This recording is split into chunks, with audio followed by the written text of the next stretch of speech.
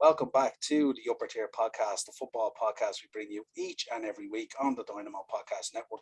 Head over to YouTube, smash that subscribe and bell notification button. Audio versions of the show are available through Spotify, Podbean, Apple iTunes, wherever you pick up audio versions of the show, you will find us there. If you'd like to contact the show, we're on Facebook and Instagram, the Upper Tier, and you'll get us on Twitter at the_upper_tier. Of course, you can also leave your comments in the episode. Joining me tonight as we continue our Legends series from the League of Ireland, one that most people would recognise, not rocking that amazing moustache anymore, but definitely recognisable, one Felix Healy. How are you doing, Felix? No, not so bad. Oh, the moustache is long gone. Oh, I tell you, I'm an old school. I would be an old school Liverpool fan, so moustaches for me have a long history. Yes, pretty much so. I'm not too sure looking at this whether I should start with football or table tennis or musicals, Grease, Jesus Christ Superstar, all this kind of stuff. Take your pick. A man of many talents, but I think take your pick. We'll start with the football for now anyway. Started off football, Sligo Rovers.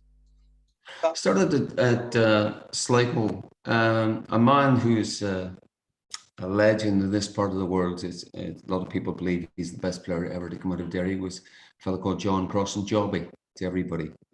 Northern Ireland international, captain of Manchester City, captain of Sunderland.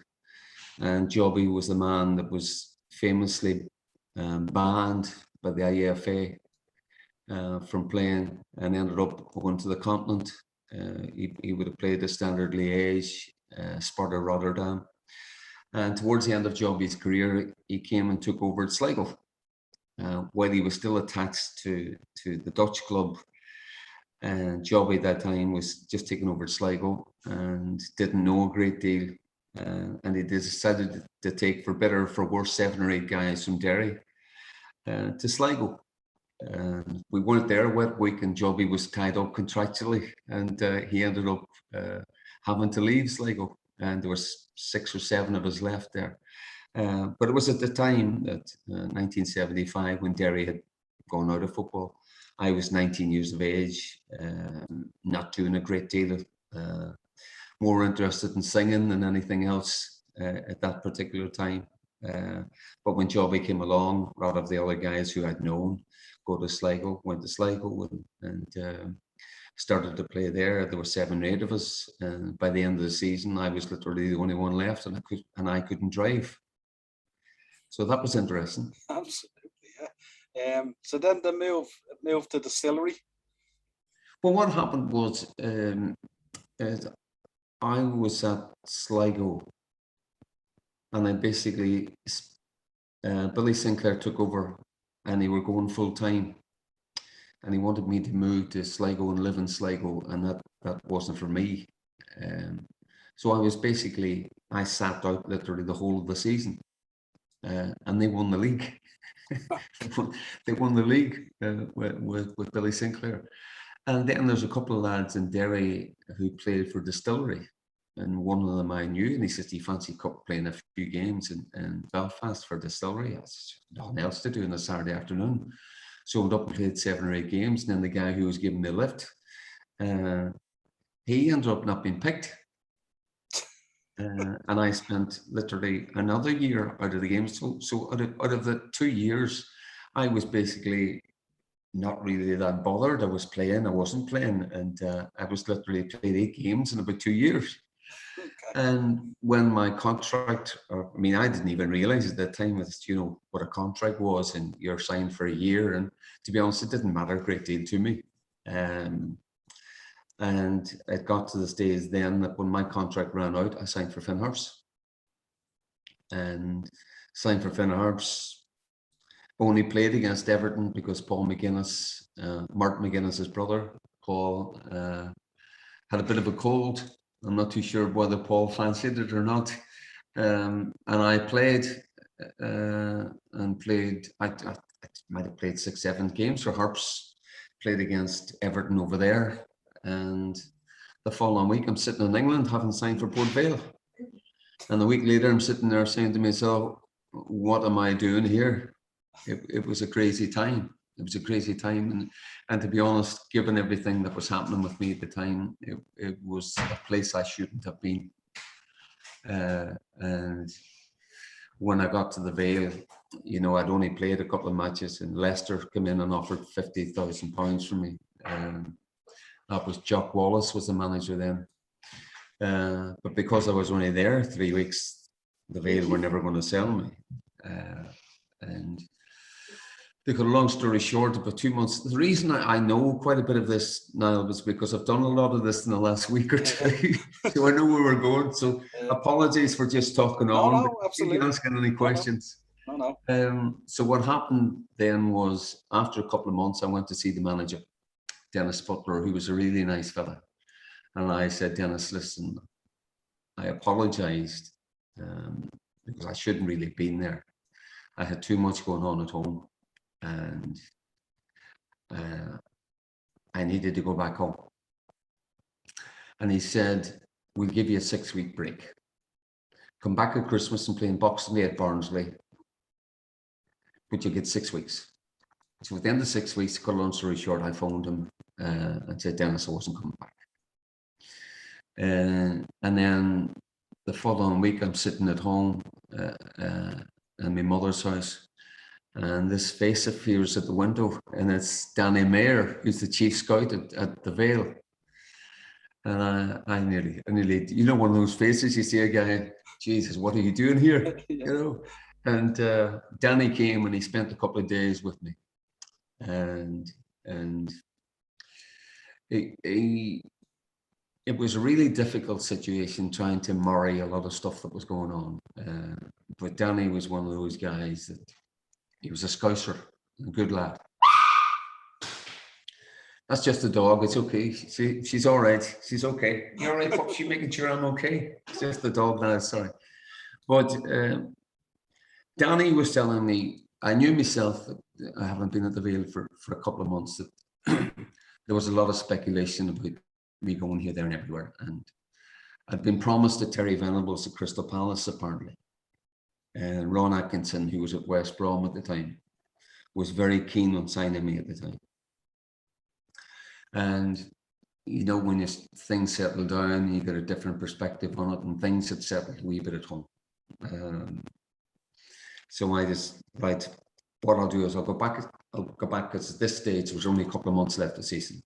I said, go back to the end of the season. I'll come home for another 6 weeks. I'll come back and do pre-season and see where we are. So I came home. My kid at the time, who was only 18 months, wasn't good at the time. And my marriage had split up about not that long before. And it was complicated. But I went back. Things had settled. I went back to pre-season. I was flying. It was only a matter of time before I was going somewhere else. And on Monday, the 20th of August, I was signing for Bolton Wanderers, who were in what is now the Premiership. Bolton Wanderers had Nigel Worthington, Sam Allardyce, Peter Reid, Watmore. They had a really good side. And the manager was Ian Greaves, and I was going to sign for Bolton on the Monday. But I got a phone call which my missus took in where we were living in Stoke. And it was the news that my brother had just been killed in a car accident. He jacked the car up in bricks just outside the Brandywell Stadium. And the car collapsed and killed him. And he died. And obviously the move to Bolton was off. And I had decided when my brother died, that was me. I was finished. I was coming home for good. And I came home, and you do all the things you have to do. And I went back and I told the boss, Dennis, and everybody else that I was going to see out in the contract. I would stay to the end of the season, but after that, I was coming home. And Dennis didn't last too long after that, and John McGrath and the fellow called John Rudge took over. And Rogie was a great guy. Rogie spent 3 months trying to get me to stay. But I had too many issues between my own, what was going on with my kid, my ex-wife, my mother. I had lost a young sister in a car accident. She was killed just outside our home a couple of years beforehand. And my mother buried her, and she buried her mother in the space of 3-4 weeks. And then when Jim died, my brother, that was my mother was never the same person. And I was the eldest of 10 kids. And the so-called, my other siblings would say the blue-eyed boy, and so at that stage, when I just came home, Port Vale held my registration until 1993. So which meant that if I ever had to go back to England, I had to go back to Port Vale first. And that raised its head after the World Cup in '82, when Luton Town wanted to sign me. David Pleat wanted to sign me, but it became complicated. You're too young to remember Graham Kelly at the FA. I remember Graham. Graham would have had the reddish hair with the glasses. Yes. Yeah, I remember Graham Kelly. Yeah. Well, David Pleat, Graham Kelly, the IFA, and Coleraine got into a bit of argy-bargy. and the legendary Bertie Peacock was always the case. And Bertie, you might know Bertie Peacock, but he's a legend in this part of the world. He's a former Glasgow Celtic captain and former Northern Ireland manager, and he's the guy that Sir Alex Ferguson would have rang for advice. That's the kind of status that he would have had. And I got on really well with Bertie, very close friend of mine. And Bertie would have said to me, "Son, do you really want to go?" And I said, "Well, to be honest, Bertie, I'm not that fussed." And I wasn't that fussed. I could have gone to Luton. I mean, Mal Donaghy was there at the time, who I would have been close enough to. And but it just wasn't for me. It wasn't for me, and everything I've just gone over. Now,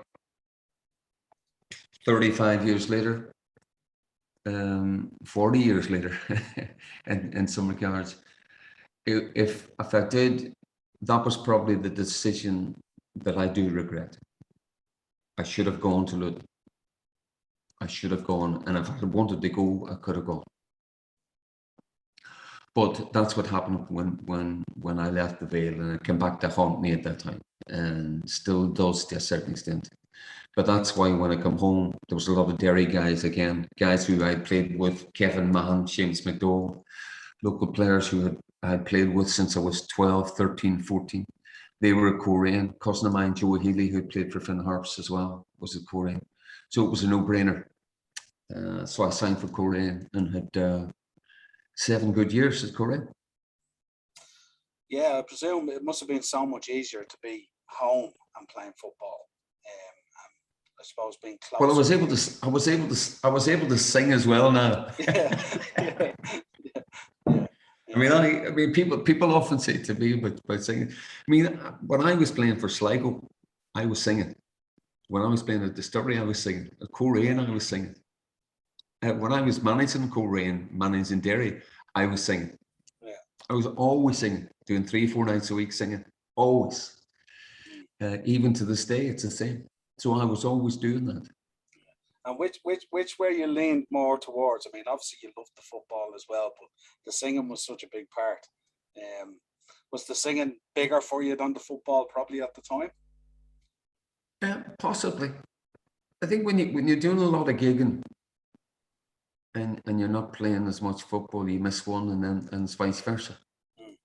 But I'm lucky enough. I've always had been able to turn to both. So you had the balance. But I mean, my father was a singer, sang for many, many years. My father was gigging for 40 odd years, and I mean, I've been gigging myself now. This is my 48th year gigging. I've been gigging 48 years, except for the time I spent in England. So obviously the COVID stuff and all that has been. Oh, it's a disaster for everybody. Yeah, I mean, I'm back gigging again. Mm. Started gigging again about 3 months ago in the north. Literally in the south. I'm doing my first gig in the south actually this weekend. Oh, And nice. I would have played a lot of hotels in that down south. So, but it's when you get to a stage that I'm at. I mean, I'm going to be 66 on Monday. So from that point of view, it's as well as singing, you're meeting people. It's social aspect, and particularly when you play in hotels. No disrespect to bars or anything else, but it's a better clientele, and it's actually a better gig in many respects. But like everybody else, I'm sure you're the same. It's been a crazy 18 months or so. Yeah, I actually started podcasting because I was on lockdown. I had nothing to do but podcast. And then when That's why I've done it. That's why I've done. Niall, I've done a few of these. Yeah, and that's what happened because when I went back to work, then I was trying to figure out how am I going to fit in all this podcast. Yeah, I know. And stuff like that. It's a mad balance. Yeah. Take me back to '82 and the World Cup with Billy Bingham and obviously George Best and stuff like that. Talk to me about that time. Well, 1982. There was there's always 3 Player of the Year awards in Northern Ireland. There's the Ulster Player of the Year, which is voted by players, referees, media, all that. It's called the Ulster Player of the Year. Then there's the Sports Writers Player of the Year, and then there's the PFA Award. And I won all 3 in '82. The first time that it had been done. And there's a lot of speculation, as you can imagine, in locally about the Northern Ireland team and whatever going to the World Cup and whatever. So the squad was announced for Scotland, and I wasn't in it. Now, as I said to somebody else recently, it wasn't an issue with me. It was nothing that the boys had got to Spain. They were playing Scotland, warm-up matches, British Championships, all that. I'd never been involved before, so it didn't matter to me. Yes, I could argue there was a couple of guys in the squad locally, and I was saying, right, okay. Some things never change in Belfast, and what happened was I played in the Irish Cup final against Linfield and scored a good goal. Very controversial game in the cup final, but Bingy was there. Billy was there, and Jerry Armstrong had missed quite a bit of the season. Spurs had a rearranged game, I think, for the Monday. So Jerry had to pull out of the squad. So Billy was a man short, and he saw me play, and he phoned Bertie Peacock, and we were at the hotel after the cup final, and Bertie came in and said, Billy Bingham's just been on the phone, and Bingy wants to know, would you fancy joining up with the squad for the Scottish match? And that's how it started. And we trained. What a question. Yes, what a question. Tell him to, So, I mean, that was back in the days. That was back in the days when the chance of you playing down, that was never in there. That only came along when Big Jack came aboard down south. But it was just those circumstances. It was, Billy came to the cup final because he was coming to Belfast on the Sunday anyway. Going to meet all the guys, first time you meet Pat Jennings and you look at the size of his hands, and and I knew Pat's brother, Brian. Brian played for Korean for a long time. Lovely guy. And you meet guys that, I played against Sammy McElroy in 1966 at this Northern Ireland Schoolboys final in Belfast, and hadn't seen him since that. And you meet all these guys that you've seen on TV for years, and you're saying, what am I doing here? This kind of thing. And then you go in, and we trained on the Monday, and you get involved, and you think to yourself, these guys that you look at, they're a lot fitter than you, but that's it. I've played with a lot of guys who should have played across the water, and that's just the way sometimes it is. It just can be luck, can be timing, can be so many different things, and I didn't feel out of place because I could handle myself on the pitch, and Big Billy got a bit of a groin on the Monday in training, so I was in the team on Wednesday night against Scotland. And the Scottish team, I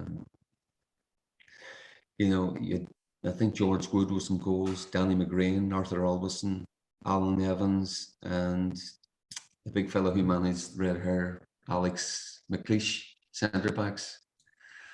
Alan Hansen was on the bench. It was the time that Hansen came on. He's one of the thinnest guys I've ever seen in my life, Hansen. And then you had Dalglish in the middle of the park with John Mork and John Robertson and Joe Jordan playing up front with Alan Brazil. It was a great Scottish team. And we drew 1 each. And I thought I did quite well. And everybody appeared to be happy. I think even I got, I think Jock Steeny was the manager. I think I got a mention in his comments afterwards, which was good to have. And then the next up was the Wales game, and I was picked for Wales. And I was picked for Wales, which was the last match before Spain. Picked for Wales, and we got beat 3-0. A lot of guys who played for us that night were on, one of those I'm not getting hurt here jobs. And the great thing about that was they kept giving me the ball. And anything we did came through me. And although we got beat 3-0, I hadn't even got the dressing room, and Billy Bingham came onto the pitch and he shook my hand. He says, "Congratulations, son, you're going to Spain." And that's the way it happened. And I just walked off the pitch. What's just happened? It's like, I'm going to this party in Spain, and in many ways you say to yourself, you don't really deserve to be there because it was the other guys got the qualification, but that's the way that came about in the space of 2 weeks. And of course, after that West game, I had John Rudge and Joe McGrath from Port Vale sitting in the hotel waiting for me to go back to the Vale. At that stage. So it was a crazy, crazy time. And they invited me back to play. I actually played in a testimonial match at Port Vale against Manchester City in what was Trevor Francis's last game for Manchester City before he went to Italy. They were doing all kinds of stuff to try and entice me back to the Vale, but no. Yeah. I had other plans. Yeah, I can see why. Yeah. I'm sure they had plenty going on in their minds looking at what was unfolding. Talk to me about the move then from Coleraine to Derry City, obviously. Well, at Coleraine we had a really good side. In my last year, we won a few cups at Coleraine, but we always came up short in the league. We always seemed to get, Linfield always used to pip us to the post. We finished runners up 3 times. Although I think in my last 2 years at Coleraine, we beat Linfield 7 out of 8 games and drew 1. But you have to remember that when we played 22 league games, and we had to play 22 league games. When Linfield had 22 league games to play, they only had about 8 because everybody else chucked it before they went on the pitch. It's one of them jobs. And the team that we had, we should have won the league. But towards the end of my time, Derry came back into senior football. I am from the Brandon. I'm playing in front of times 500-600 people, and you go to the Brandon and there's 10,000 people there. It's a no-brainer. And it was crazy stuff what was going on at the Brandon. Really crazy. The football in the first division, which they were in, which they won, was really poor. But there was a carnival atmosphere. A lot of people went. It was almost a social event as well as a football match. And it was a crazy, crazy time, but it was a place I fancy a bit of this before I go, you know, before my dad says my father used to say there's a nail out in the backyard, just hang your boots up on that when you're ready. So I fancy, playing for Derry before finished. And again, it looked like I was going to come in 86. But Corain said no. It's pre-Bosman, remember? And then in 87, again, it was Bertie Peacock. Bertie, who wasn't even on the board at the time, basically said, look, Healy's been here 7 years. You've had the best 7 years out of him. He's coming towards the end. Let him go and play for his hometown club before he finishes. And that's how it came about. And I ended up coming to Derry. And I went into the Lions Den, where it was a bit of the team wasn't great, wasn't equipped for the Premier Division in any shape or fashion, not even close. The Noel King, Jim McLaughlin thing was worse than I'd heard that it was, and became embroiled in that. And it was not of my doing that I became embroiled in it. It was just the way that it was perceived. But that's the way that it was, and it was really nasty situation for all concerned. But it was a crazy, crazy time for a football club. You know, for somebody who's been about a while in Irish football, and to have that happen in the middle of football in Ireland, it was crazy. It was crazy. It was great in many ways. It was tough in many ways, but it was crazy as well for a club in Ireland like Derry to be playing in across the border. They have all the crowds, supporters clubs, thousands and thousands of people going to Dublin every weekend. It was something that nobody had ever seen before, you know. But it was a tough time, particularly that first year. And moving on, obviously the treble winning year must have been absolutely massive in galvanizing the whole city and raising it up and stuff like that. How did that feel? Talk to me about some of the highlights from that treble winning season. Well, we played Dundalk in the cup final the year before, and a lot of times I was playing on one leg. I'd been playing on one leg for quite a while, and one day it'd be one leg and the next week it'd be the other, because I'd played so many games when I wasn't fit. And you'll be okay. You know, back in the day when you'll be all right, you know. I mean, that happened to me after my last international match was against Austria and Vienna, and I tore my thigh at Windsor Park 3 days later. And you'll be okay. And I ended up having a massive operation. I was out for 6 months. So I had and that was always the case when you're supposedly the best, you know, you'll be grand just to be half fit, just get out and you pay the price for that as you get older, which I did. But about 2 months before that cup final against Dundalk, I'd had a cortisone injection in my abductor muscle in my left leg. And apparently they would tell you now that you shouldn't have a cortisone injection while you're still playing. You should do it during the rest. But during the cup final against Dundalk, my abductor muscle basically exploded and hemorrhaged. And I say that because 4 months later, at the start of the treble season, I still couldn't play. So I wanted to put that in context. Once the first game at Fannin, for example, the League Cup, I didn't play. I couldn't play. And I won't go into all the background of what happened, because there's a lot of stuff that went on that time people don't know. But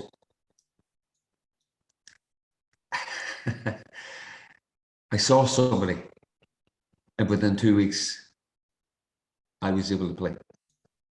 I played against Cardiff in the Cup Winners' Cup, as it was then. But I was with Jim seeing a doctor in Dublin, and Shamrock Rovers had just folded. And I was with Jim when he signed Paul Doolan, Kevin Brady, and Mick Neville. And when Jim signed those three, we drove back, and Jim felt that he had his team that was going to win the league. And from there, after we got the European thing in those days was a nonsense. It just was a complete distraction. It was like a jolly for all the players. And where was the away trip? And let's get somewhere nice. There's an away trip, and it caused all kinds of problems back in those days because more often than not it was about bonuses and arguments and money and getting off work and a world away from what it is now. So once that was out of the way, we played Dundalk, who had just won the double the year before, and we played them in the League Cup final at Dundalk, and we beat them 4 and wiped the floor with them. And from that, we always felt, we're going to. We won the league. The cup, the best teams don't win the cups. In any given day, I mean, we played Bows, we're 1-0 down, and they get a penalty. I think Derek Swan was upended by Tim Dalton, and Bows missed the penalty, and we went up the field and scored 2-1. The first game against Cork, Dave Barry hit one, it hit the post, and could have gone, hit the post and come out, and we won the replay. So from that point of view, the winning the cup a couple of weeks, 2 or 3 weeks after we won the league, was the icing on the cake. That day, the celebration at Dalymount that day, the relief for me and the relief for Jim McLaughlin was incredible, because the pressure that we were under to deliver was just hard. It's just hard to believe, living in Derry on a day-to-day basis at that time. But the celebrations, winning the league, winning the cup, the party that night in the hotel, the scenes at the homecoming back to Derry, which I think if you've seen the documentary recently and everything else, that was just, nobody has ever seen.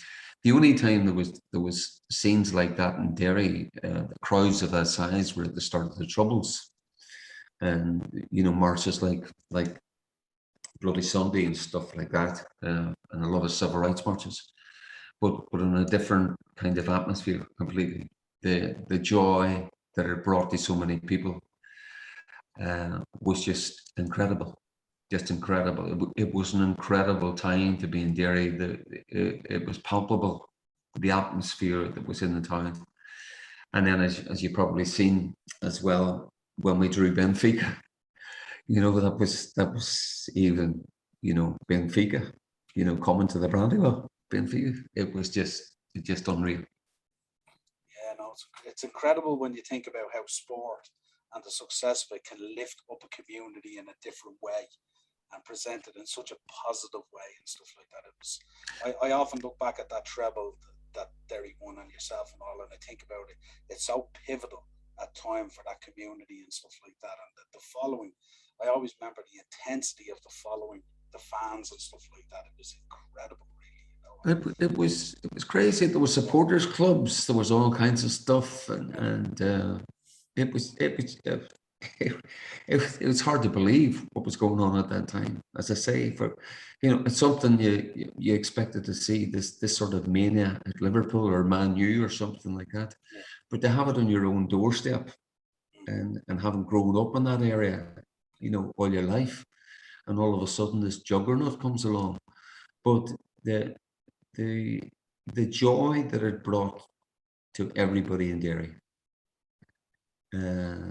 can't be overstated. It was incredible time for a football club that had been out of football for a long time, and a lot of senior players. A lot of contemporaries of mine, older guys, who one of their regrets is that they never played for Derry. Never played for Derry.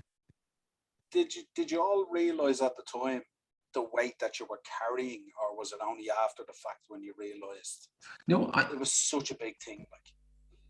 Well, the weight was felt. The weight was felt mostly by Jim and myself, because we were local from the Brandol, given the circumstances of the Kinger thing, and given the, you know, this so-called guy who, you know, who's from Derry, who's blah, blah, blah, come back to the team, and you're expected to deliver. So we were, and to be perfectly honest, we were under serious peak, and we felt it on a day-to-day basis. You know, we felt it on a day-to-day basis. Hold on 1 second to introduce you to the dog, because she hasn't been well the last couple of days, and she's whining away down here as if there's something wrong with her. Can you see her? Oh, very good, yeah. You all right, pups? Yeah. So she's, I don't know what's wrong with her, but she's not at herself here. She's okay. But it was, I don't think the other guys were conscious as much as Jim and I were. Yeah, we knew we had to deliver. You know, when you're in the thick of it like that, when you've got the support like that, and everybody, you know, after Dundalk, the expectation levels just went through the roof that you're going to win the league. And at that particular time too, that there was serious amount of people going to matches, and the expectation levels had just increased, and the pressure. You know, at the end of the game, when we won the treble against Cork, I mean, I was just, even before that match started, I was physically and mentally banjaxed. I didn't think I'd play in the game, the second match, because my groin had gone about 10 minutes into the first cup final. My groin went after about 10 minutes.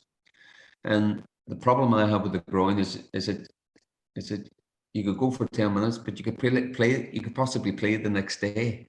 It was a strange thing, but all week I didn't think I was going to play. And I ended up playing.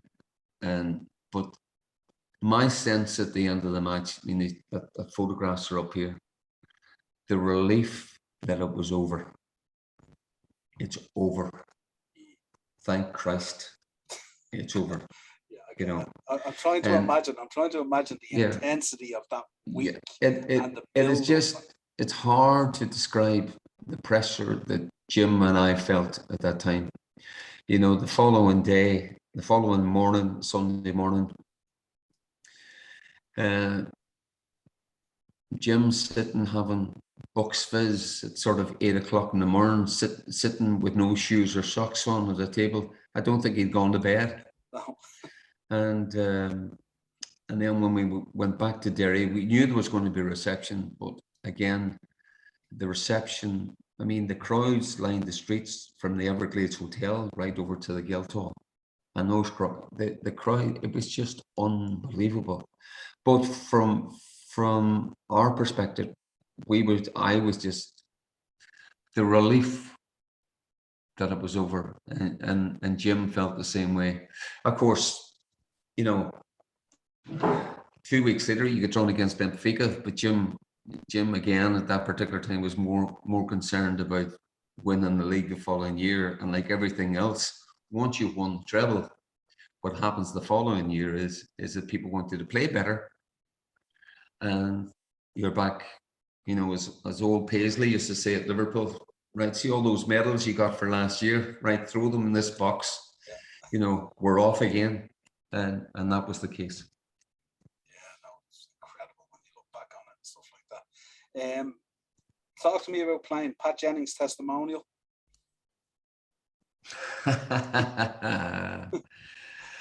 That was the best night I ever enjoyed in a football pitch. Easily the best night. Because it was one of the few occasions where I was actually feeling okay. I mean, Nigel Worthington was playing left back, and I said, "Will you fucking stop running?" You know. But I got up into Windsor, and everybody's milling about, you know, a lot of big fish, whatever, and I got to I said, I'll take a walk up, and I went into the home dressing room, and Bestie's sitting on the, in the old days, you had a couch up the middle of it, and George is sitting here, you see, and I walked in, and he got up off a couch, and he come over, and he held his hand, Felix, how you doing, George? And I was saying, this isn't real here. This isn't real. And you get to meet, the guys that played, Brady, Keegan, all those guys, and you're in the dressing room, and they're all there, and the crack was good. And I always remember we were all called out individually, and I had always a great relationship with the guys at Windsor, as you can imagine. And always remember I ran down the concrete onto the pitch, and the usual the stick was flying, and I went and stood beside big Frank Stapleton, and Frank said, "Fucking love you up here, don't they?" But George Bestie was playing outside left, and I was playing outside right, and Keegan kicked off the ball, and they knocked it back to Liam Brady, and Liam gave it to George. And we were told beforehand, don't tackle Bestie, don't tackle. So he gets the ball, and he comes running at me, and he tries to make me. He tries to make me first thing. And I said, he tried to make me. And he nods his head, and he's laughing away, But it was, if you actually see the video where George scores against Grobler in the testimonial, I'm actually standing beside him, and you can see me laughing, And we had a bit of crack during the match. It was some crack that match, because Kevin Keegan was playing in front, and Keegan was doing his usual. He was here everywhere. But Liam Brady was playing midfield, and Liam kept giving the ball to George, and Keegan's going fucking ballistic. He's going absolutely ballistic. And this is all going on the pitch while the match is going on. And it was, and Neil Webb had just signed for Manchester United. And Neil was playing midfield, and he's playing for us. And Bestie sent him for an ice cream as good as you've ever seen anybody, right? And at halftime, Webb's going ballistic in the dressing room. You can't touch him, and he's taking the piss, and he's making me look like a fucking idiot and all this shit. And I'm sitting there, and I just laughing my head off at these guys. And then, the match was great. The match was great, great fun. It was to be on that pitch with George. Liam, a couple of Dutch guys played, and Big Frank played, and Keegan and stuff like that. And I had a chat with Keegan afterwards, talking about him retiring and all that. And then we sat in the dressing room afterwards, and Grobler was telling us stories. Grobler was just gone in. Kenny Dalglish was the manager at Liverpool, and Grobler was telling he was trying to take a piss at Dalglish. And he went in to meet him about a new contract, and he wore a Scottish goalkeeper's jersey. Brucey was so mad. That whole experience of that match, it was one of the most one of the greatest nights to be a part of that. And the only annoying thing about it afterwards was that that I was supposed to play in Bestie's testimonial. And I was away on holiday and missed the phone call. Bestie's agent, a fellow called Bill McMurdo, rang me. He told me about 3 or 4 weeks after George's game, and I would love to have played in that as well. But that was great to be in that and involved, with guys, to be in the same pitch as George and Brady and people like that, and it was absolutely fantastic occasion. Great night. I can imagine so many lads chomping at the bit to throw a tackle on George, but he just couldn't do it. And I waved to all the fans in the stand, which was great. Brilliant. Talk to me then about the move into management.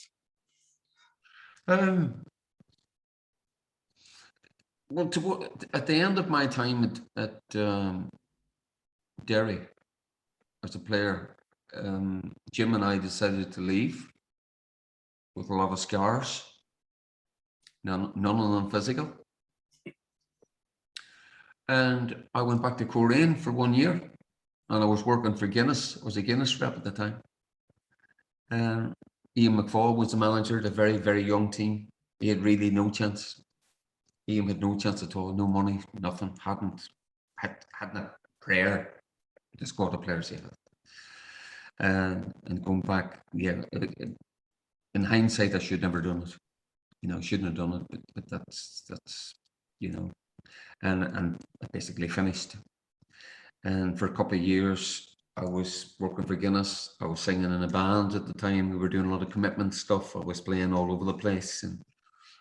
But in 1992, my mother died, and it wasn't a good time. It wasn't a good time. And I wasn't great at the time. And I decided to leave Guinness. And as crazy it might seem,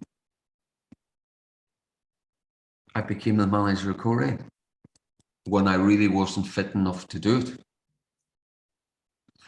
And there's nobody really knows this, how unwell I was at that time. But slowly but surely, I came all right, and I got to Korean, and managed to assemble a really good team. And I think, as most of them have said, if I'd stayed, we probably won the league. They finished second. And I think, no disrespect to Kenny Shields, who became the manager, Kenny cost them the league. I think they would all agree that too. I mean, they only needed something like 2 points in the last 3 games to win the league. Kenny just upset so many other teams, and they didn't need to do team talk. But that was Kenny's style. That was Kenny's style, for better or worse. I think when Kenny reflects on it now, I think if you look back on it, they should have walked the league and won the league championship. But when I was at Korean, I had that team. I mean, they beat Linfield 3-0. It was the first time in something like 6-7 years they beat Linfield. They beat the Blues 3-0, and the Blues were the team. But Derry at that time were in a bit of a mess. The board was split. Tony O'Doherty was the caretaker manager, and things weren't good within the club. And the board was split, and one half of the board wanted to get a manager, and that half of the board wanted me to be the manager. And they came to me at Korean, and I said, "Oh, the last thing I need is a Derry job." And I didn't want the job, and I was hoping that somebody else would take it. But as it turned out, I met the board on a Sunday night, and on the Monday morning I phoned and I said, "I'm not taking the job." But within the next hour, there were a number of things that happened, which I'm not going to go into here now. But there were a lot of people who didn't want me to take the job. A lot of people felt I couldn't do the job. There was a lot of people, the last person they wanted to be manager was me. And there was 1 or 2 other things happening in Korean as well. And I didn't want to leave the team that I had. And it was an incredibly long 3 or 4 days between one thing and another. But I decided about an hour later to change my mind. And it wasn't good. It wasn't nice. Because the Korean people have always been brilliant to me. Absolutely brilliant. And a lot of really, really decent people, good people. And And it is, if the same thing happened tomorrow, I wouldn't have gone. I would have stayed. I wouldn't have come to Brandon. But the other thing I want to put in context is that one of the things I realized about management is, as management, I was never going to stay in it too long. I've said this to many people. Anybody who wants to manage a football club either needs the money or has a serious ego problem. There will always be exceptions, but anybody who wants to put themselves through the ringer of being a manager is off their head. Because there's so much of managing isn't about football. Gamblers Anonymous, Alcoholics Anonymous, financial advisor, marriage guidance counsellor. It's 24/7. Every day there's an issue. And when you have a club like Derry at that particular time, there was issues every day. And I mean every day. And there were so many problems that I had. But I decided to take a job. I came in. They had a really good group of players. They were sixth in the league, which I felt was ridiculous with the players that they had. I told them all to catch themselves on. Some of the stuff that I knew was going on, and they should have shown a wee bit more respect for themselves, never mind the club they were playing with. And we should have won the league. Should have won the league. It's well documented what happened at Clone, where Stewart missed the penalty. They scored a free goal after 12 seconds. We kicked off. But the week before, the Cove, we could have beat Cove 12-15, drew 1-each. They one shot in the match, and it was a free goal as well. And I've often said Dundalk won that league that year, and they weren't even the second best team in the league, because Shelburne were. And Shells drew at Pats on that final day as well. And Dundalk, with Dermot Keeley as manager, won the league. And I think Dermot himself, I think, how they ever won the league, he will never know.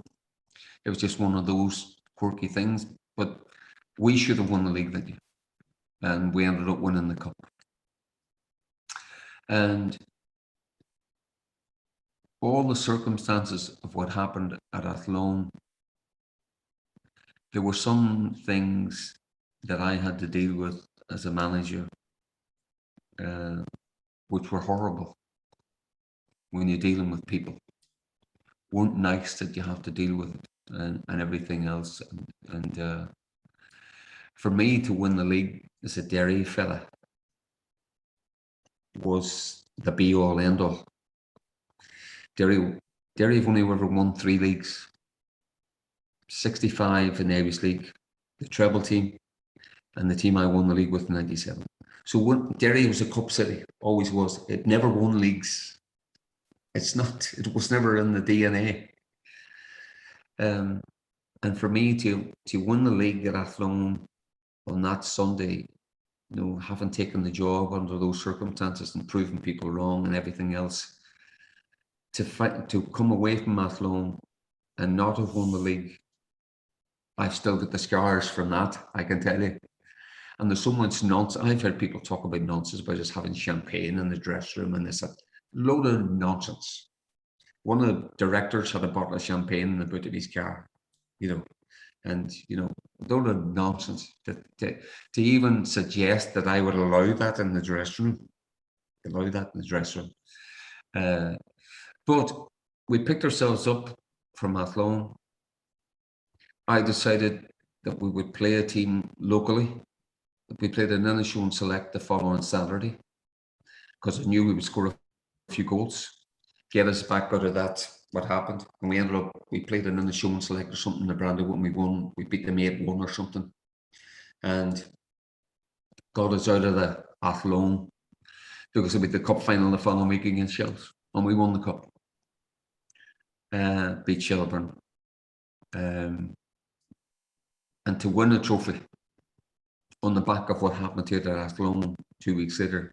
I mean, that couple of days after Athlone was like it's the closest thing you come to a bereavement in a football sense.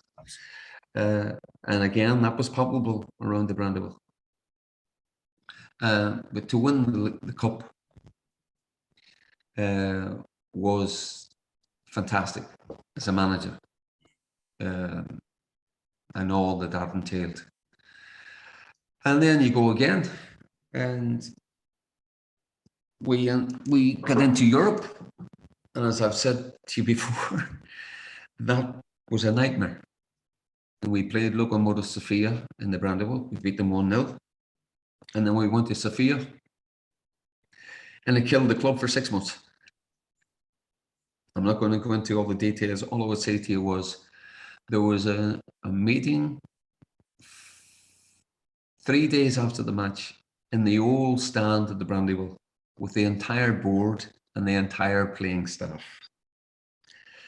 And it was horrendous. And as a manager, I had to pick up pieces of that. And then there was one or two things with money and with players. Liam Coyle, Stuart Gold went. And it was, let's get the season over with. And at that stage, Bosman was coming in. And I knew Bosman was coming in.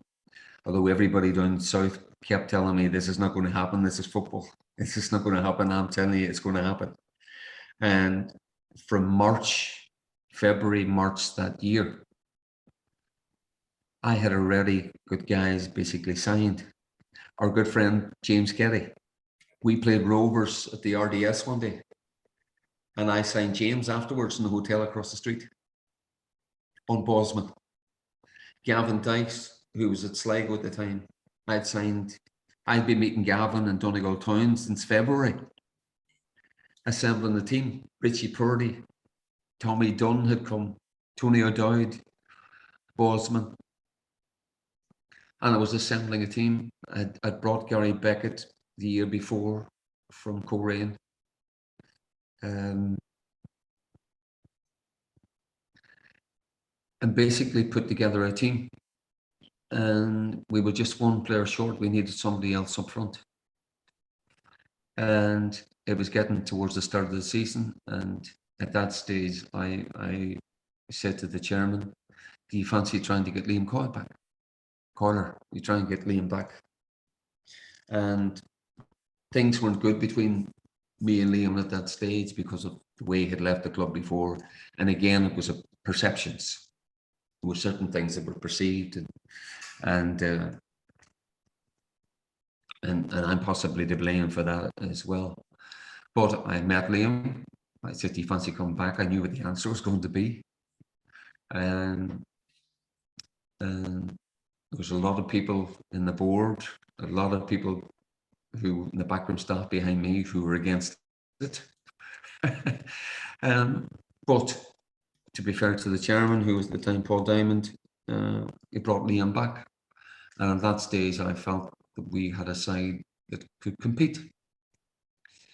And we started off a season in Finn Hearts and scored a late winner, really late winner. And Liam got injured, broke a couple of bones in his hand. He was out for a couple of months. But the following week, we went to Dundalk and we were 2-0 down after about 20 minutes. And I think the board at that stage were planning on getting a new manager. But we ended up beating them 4-2. And we looked, I had young Tom Moran, who had got Bosman, young Kerry on the other side, and Peter Hutton and Paul Higgerty in the middle of the field, those four. Gary Beckett and Sean Horgan played up front while Liam was injured. And Gavin Dykes, Paul Curran, Tommy Dunn, and Richie Purdy, and Tony O'Dowd in goal. And I wouldn't have fancied playing against those guys. The energy that those four guys had in midfield, Pizza won a lot of accolades, scored a lot of important goals. The other three guys had all fantastic seasons. And in my view, Higgsy was our best player that year. Paul Haggerty was our best player. And Liam, by his standards, Cotter, by his standards, had an ordinary enough year. He would tell you that himself. Gary Beckett and John Horgan had great years. Go back to my old friend Bertie Peacock. Bertie always used to say, if 7 or 8 of your players play well, you probably win the match. If 5 or 6 of them play well, it could go either way. If 3 or 4 of them play well, you probably lose. Well, the team that won the league that year, I had 7 or 8 players who played well the whole year. And we won the league by 11 points.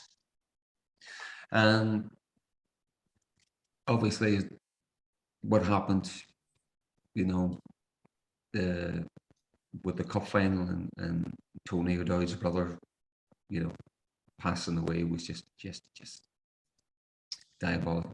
So it was just sad, horrible. James, But the celebrations to finally win the league, and I'm standing on the dog track, and I'm watching all the celebrations, and I'm just trying to take as much in as I can. And I'm looking at my father, who's up looking out our bedroom window, and I would have just loved my mother to be there. But I was standing beside Big Dolan, Pat. We just beaten Pat's 2-0. And Pat's giving it the usual. He's in my ear. You take all this in, and you know, all the typical Dolan, you know, usual on the dog track, giving it to me. And I'm trying to, you know, and I always remember when Pizza got the trophy.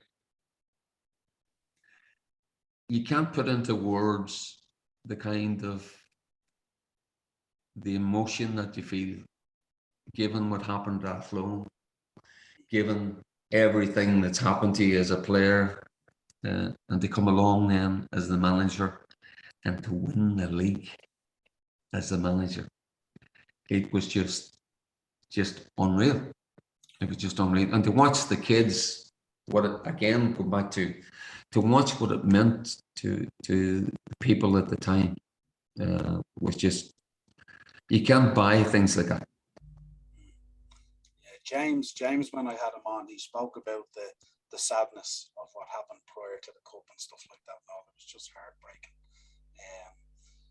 But yeah, I wonder, the Athlone situation, was there a determination from yourself to, you know, push on and put it wrong right, or really put it in there, and, you know, bringing in those players? And well, as I said to you earlier, and if you talk to James and a lot of the guys that I've managed everywhere, I very rarely talked about football. I talked an awful lot about life. And James will tell you that. By the way, did he stay awake for all the podcast? He did, yeah. He didn't fall asleep at any time, no. He mentioned that the road trips up, but he also mentioned when he was up there, he said it was always more life coaching. He made the comment that there was very little football talk because people knew what was expected. Yeah. So not much had to be said. And I think it's. I think I always have team meetings beforehand, you know, and I used to, anybody says anything to say it. And apparently, the guys used to travel up every week, and Richie Purdy always saying, I'm going to fucking. And then when I came to Richie, he never said a thing, you know. And the guys used to give him, he told me the story to be all this going up in the car. And then when it came time to speak up, there was no words. There was nobody. No, I used to spend an awful lot of time in trying to get, you know, I get a lot of lads. I got a lovely text from a guy the other day. A guy who played for me, and James is another guy who said this to me. I mean, I'm not. James has said to me, you know, I remember you telling me my life will just, you know, your football career will be over in a flash. You know, to make the best of it. You know, to seize the moment, do what you can, get as much out of it as you can, appreciate what you have. And my thing was always about how you behaved. If you behave in the right way and everything that you've got, and, you know, respect yourself, respect the people you play with, and respect the people you're playing for, and behave in the right way, the football side looks after itself. But when we won the league, I got a phone call then on the Friday night. You're getting ready for a cup final, and you get a phone call to tell you about Young O'Dowd. And the night before the final, I spent with James. James took me around to the O'Dowds, and I spent a couple of hours with the mother and father, Tony Senior, and the football match didn't matter. You know, I've often said this to a number of people down the line. The cup final didn't matter to me. You know, people say, "Oh, you've been harshing yourself and everything else." And there's sometimes in a moment I say, you know, I knew on the day of the cup final we weren't too bad once we got to Dublin, the team was okay. And the Sunday morning, I felt that we were coming around a wee bit. In the middle of a team meeting, Tony walked in. I know it's one of those things. When Tony walked in, everything just went to pieces. And the game was a non-event. Shelburne, Damien's a good talker, really good talker about, attractive football and everything else. All they did was out and tried to stop us. They scored from a set piece and a bad back pass and 1-2-0. But we never played. We weren't. I often think I didn't do a great deal on that particular day. Because to be honest, I wasn't bothered. I'd won the league. And given the experiences of the last 48 hours, it was only a football match. There are times, I should have done more. I say to myself, I should have done more in the dressing room before the match. I should have done more at halftime.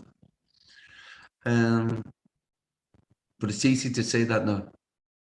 Somebody's just lost their life. Talking to Tony Dowd Senior and his wife, it reminded me of when my mother and father, when we lost my young sister, and I could understand the devastation. And then you go back to a hotel to think about a football match, and that was incredibly difficult. But I say, and sometimes the odd occasion I say, maybe I should have done a bit more but it is what it is. But as I said in the post-match conference, we came to attend a funeral. We came to pay our respects. But as a club and as a team, the prize that we wanted from a football sense, we got last week. You want the cup, Shells and Damien? You're welcome to it. But we got what we wanted that year. But sadly for the Adoyd family, it was horrible. Yeah, absolutely. Yeah. I can only imagine. I can't even begin to imagine, I should say, what that was like. Moving into punditry. That must have been an interesting move, because we know about the social side of things and all that. So moving into punditry is kind of a little bit of football and a little bit of social. How did that go for you?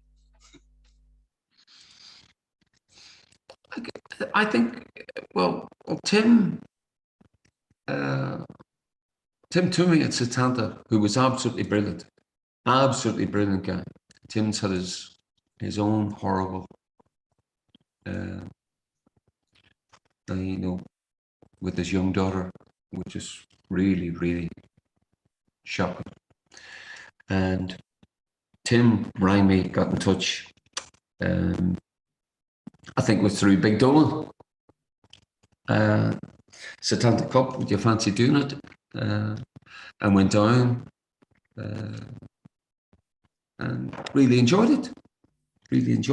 And it was one of those where, you do in the studio, which I was quite happy doing it. You're always going to be controversial when you say what you think. And when you tell the truth, people don't like it. And then when you go out on the road and you do matches, and the Cork guys, you hate us. The Pats guys, you hate us. Bows, you hate us. Derry City, you hate us. Rovers, Shamrock Rovers, you hate us. I've often said this. You can say 99 good things about a football club. The minute you say one bad thing, it's a different kettle of fish. That's the story. It's a different kettle of fish. And says, you said this, and one thing I realized is it, and James Kelly will probably tell anybody who's ever played for me, I never ever talked about the opposition. And I never ever talked about the opposition to the media. And I know myself, the media made up things that they put in when I was managing. I knew that they did it. Because I used to arrive and maybe talk at Park or Turner's Cross, And I see things in the program where I've said blah blah blah, and I said I don't talk about the only time I talk about the opposition is during the match. And anybody say I never talk about the opposition, never, not to the media, not to players. The only time I talk about the opposition is during the game, which I think is sensible. You have enough to be doing with without worrying about the opposition. And as Jim McLaughlin would always say, if you can get your own team right, you'll be fine. There's enough to be doing with your own team, never mind the opposition. But so when you go into punditry, I mean, I remember one of the first games I did was Linfield and Big David Jeffrey, who's a good friend of mine. And David had a bit of a rant because of my history with Linfield Football Club, who I've been very critical of in the past, and particularly when I was a player. And that's a story for another day. But and David went into a bit of a rant, and then Pat Fenlon had a bit of a go at me in one of the papers down there, which Big Dolan showed me. And of course, what Pat said was complete and utter nonsense, because I didn't say half the things he said I was supposed to have said. But you realise that when you go in there, that the perception sometimes is completely different from the reality, and what you've actually said and what people think you said. I mean, he said that I said Linfield weren't a great side. I didn't say that at all. I said that they were lucky to get a point against Derry because Derry were better on the night. I said I was surprised they won the Satanta Cup, which I was, because I thought Shelbourne would have been too good for them. So there's nothing wrong with that. As it turned out, Linfield were better than Shells. But that was just an opinion. But Pat had a go at me for that, and he had a go at me for something else. But that's the way football is. And once you get into that, and then you do, I was doing quite a bit at Setanta, and then in studio, and then I was out on the road with Setanta. I was doing CoCon. I was presenting a couple of programs, and because of the nature of what it was, is you were presenting a program and you were just getting into it as it was finishing, and then you had a week between shows, and you always felt as if you were starting afresh every week. But it was something that I learned a great deal from. But then I started going out and about round grounds and doing CoCon, and which is because you see what's really happening on the pitch. And I find it difficult to do matches from that perspective, because an awful lot of the time I was bored silly. I was bored silly because you've seen it all before, and it's like football nowadays. People would tell you football's changed. Football hasn't changed at all. There's certain things about it that have changed, but the game itself has not changed. The offside rule's been, tweaked and bits and pieces, but by and large, the game is still the same game. I was telling to somebody yesterday, when I played at Korean, we played 4-4-2. We played 4-4-1-1. We played 4-2-3-1. We played 4 with 2 sitting midfield players. We played 4 at the back with 1 sitting midfield player. It's all been done before. All been done before. But a lot of the times when I was doing the punditry, I used to worry about the game, where it was going. And I still worry about the game, about where it's going in terms of coaching and everything else. It's far too much coaching. There's nothing wrong with coaching, but there's an awful lot of it leaves a great deal to be desired. You can analyse teams till you're blue in the face. I know I'm going off on a tangent here, Niall. I know I'm going off on a tangent. You can analyse teams till you're blue in the face. And everybody says, for example, Mourinho and Guardiola, their attention to detail is second to none. You see the guys that get relegated, their attention to detail is second to none. It's just Mourinho and Guardiola have got better players. For all the millions that's spent on analysis and flip charts and videos and DVDs and everything else. The teams with the best players compete for the trophies, and the teams with the worst players fight relegation. There's nothing's changed. It's the game's about players. You have to have the players. World-class coach. What makes a world-class coach? World-class players. Be all and end all. Yes, of course you have. You have to have somebody that's not stupid. And there's a lot of stupidity in football, which drives me crackers as well.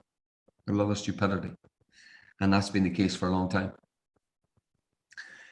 You only have to look at the state of the game, where Barcelona, Real Madrid can't go and buy £2 of sugar.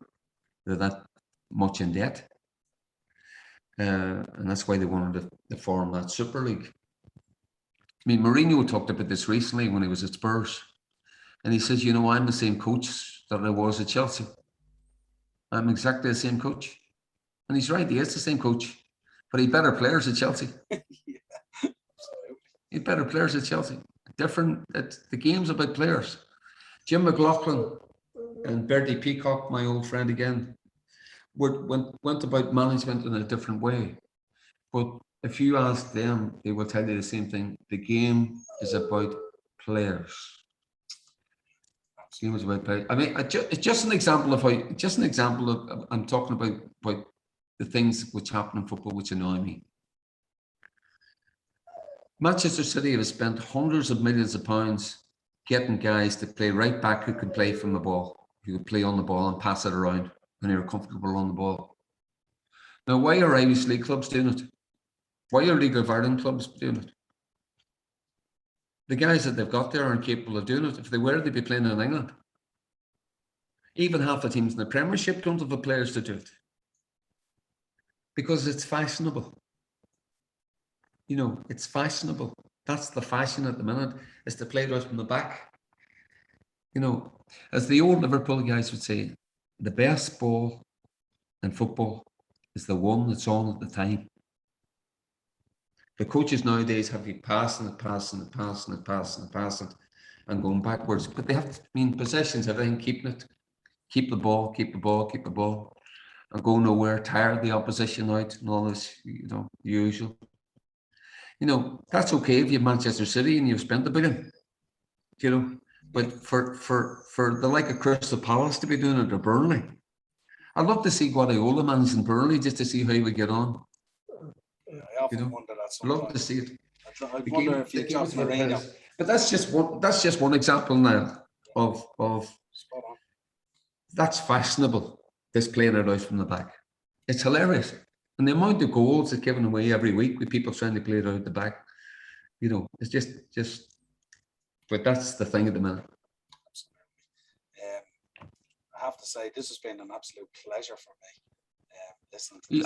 I'm glad you're still awake. Yeah, no, I'm wide awake. I put out on our socials there the other day that we were going to have you on, so we got people to send in a few questions.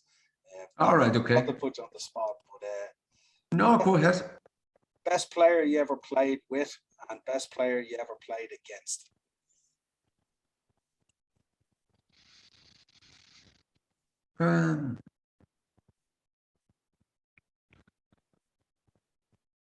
Whiteside could play. Norman could play. Norman could really play. If Norman had had all the likes of Messi and Ronaldo, Pelé, Platini, Cruyff, were all incredibly quick over 4 or 5 yards.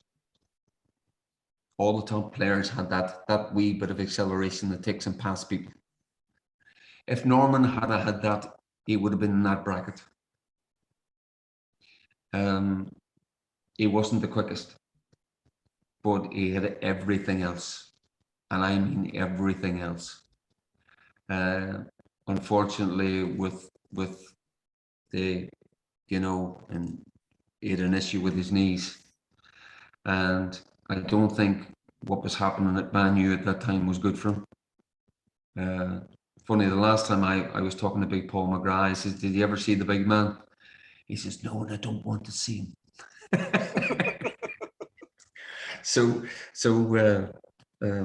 It wasn't, but Norman could play. I mean, locally, Liam Coyle was great to play with. Liam was football's, from a footballer's point of view, it's all about pictures and images. Liam was great to play with because he could see what you could see, and he was great to play with, and a great talent. But Norman could play. Played against Dalglish, but I played against Ricky Villa, Spurs, and Ricky Villa. They say he didn't run. Well, I ran the marathon at White Hart Lane, chasing after him, and he was sensational as a footballer. And he nutmegged me at Coleraine, and I nutmegged him back twice, and that's my claim to fame now. But Dalglish, the night I played, when playing against Dalglish, he was poor enough, that night. But Kenny could play. Kenny could play. Here's a question you might have to think about. It's one that they always send in when we send it. Hold on now. Yeah, go ahead. Come on up.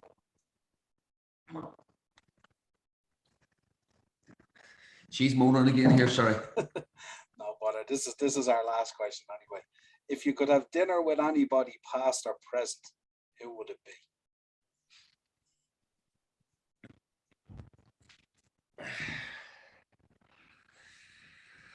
My mother. Great answer. I figured it was coming. I knew the answer before I asked the question. Great answer. Yeah. During my time, I was always BBC. There was Ian Botham, Sebi Ballesteros, and Seb Coe. They were three guys. Muhammad Ali, was just incredible people. But Ballesteros as a golfer was just something else. Coe in full flow was just, and Botham in full flow. BBC, I always think of those. No, but if I had for choice of dinner, yes. Me ma cooking me something would be nice. Absolutely brilliant answer. I don't think we could leave on anything better than that, could we? It's the perfect ending to a great podcast. Absolutely. I just want to say, look, absolutely, thank you so much for the time and the stories, and It's been fantastic. There's a lot I'm not going to tell you. I could tell you, but that's another story. That's for part 2 down the road. That's for when we go for a point sometime or something. Yeah. That chat. Yeah. Well, this is regards to Kenny. Yeah, absolutely. Tell James I was asking for him. Yeah, absolutely. Well, this has been your Legend series with Felix Healy on the Upper Tier podcast. Again, you can find us Dynamo Podcast Network on YouTube, Spotify, Podbean, Apple iTunes for audio versions of the show. Drop your comments into the episode. No doubt Felix will answer them. There's no doubt about it if they go in there. An absolute pleasure, my friend. And we will talk. No, thank you. Real soon.